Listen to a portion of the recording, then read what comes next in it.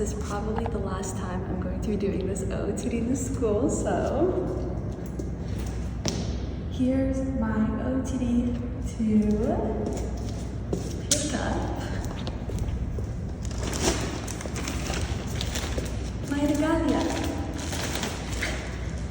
This is so insane to me, but you guys, literally I came here 10 minutes before closing on the last day to do our pickup for regalia, but I have it and now I am almost ready to walk the stage. So let's go and do some more prep.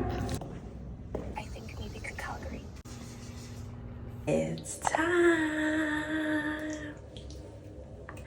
It is graduation. So I thought I could take you guys along on this very, very special day for myself.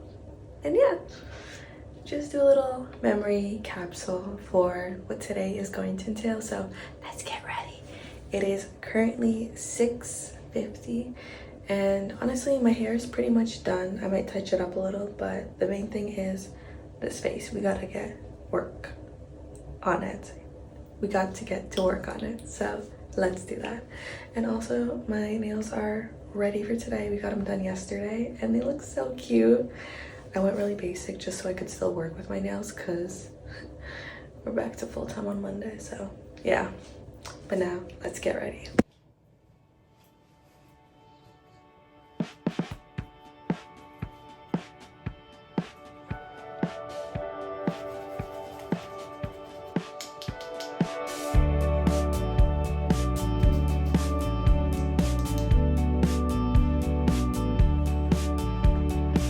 Just like that, the base is all done.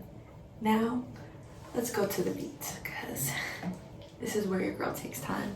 So I just wanted to show you guys a couple new things that I got before I do my beat and that I'm going to use for my beat today. But the first thing is I got this new concealer. It is the Door Forever Skin Correct and it's full coverage and it has 24-hour wear corrector cream. So very excited. This is my proper shade. I used to buy the Sephora brand, but they don't have my shade anymore in the new line, so they have my shade in the Dior, so your girl splurged a little. And then my besties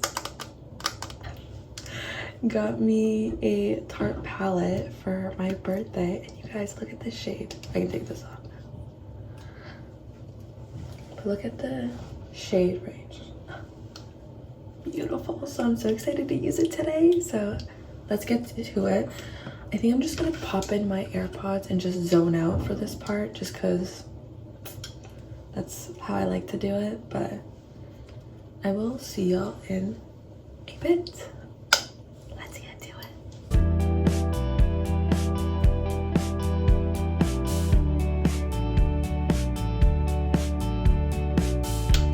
So in this life,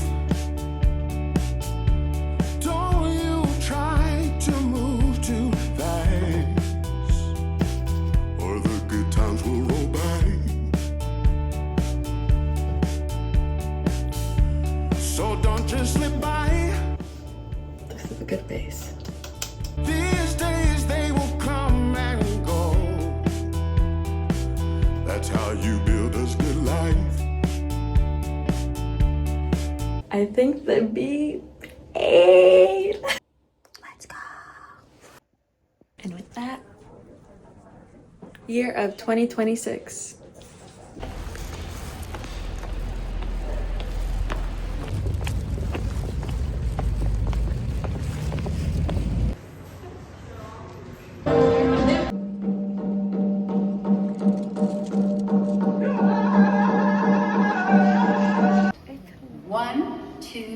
Congratulations. It is your time to shine and be recognized for all that you have accomplished. For you, our graduates, it marks the culmination of years of hard work. I'm sensing. Give him a round of applause. Amelbahobeshi. Round of applause for the McEwen University graduating class of 2026.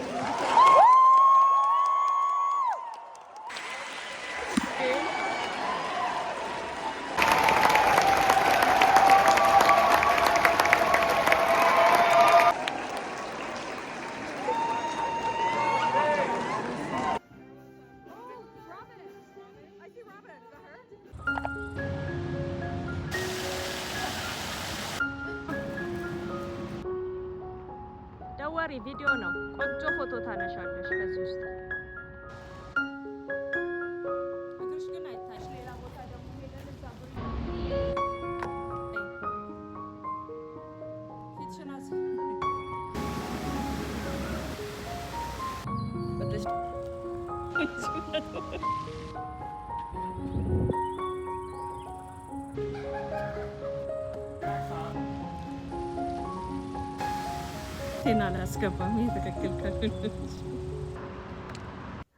So now that we're at the end of this chapter, which is graduating nursing school, I thought we could bring it back to the beginning and just go through the whole process of what nursing school looked like for me and my personal takeaways from it. So the first is when I applied to nursing school, I was very confused, very lost. I did not go the traditional route in the sense of after graduating high school and going straight into that program. I did take a little bit of a roundabout way of getting there, but regardless, I did get there. I always had the interest of healthcare. I loved helping people and being privileged enough to go on that journey with them, regardless of what it looked like. So nursing school seemed like the perfect match to me. And to this day, as someone who now works in it, I truly believe in that testament. I think nursing is the profession for me. And for who I am right now, I don't see myself anywhere else outside of this. So I'm very grateful that not only was this the path that I took, but this was very in line to my future career.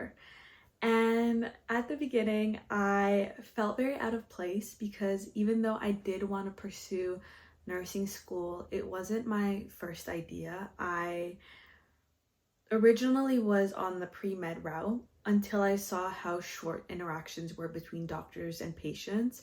And I realized that I really enjoyed that rapport building. And unfortunately, rapport building doesn't occur within an assessment, a 2-minute interaction, which was what I was seeing a lot of time with the doctors and the patients when they were doing their rounds. That tended to be, or if there was an emergency occurring, that tended to be the extent of their face-to-face interactions with patients. And that just didn't really seem to align with me, which is why I did pursue nursing school. Now, when I got into nursing school, y'all, nursing school puts you through the ringer. I literally went from the biggest highs of passing a exam that we all need to pass. It's called our dosage calculation exam.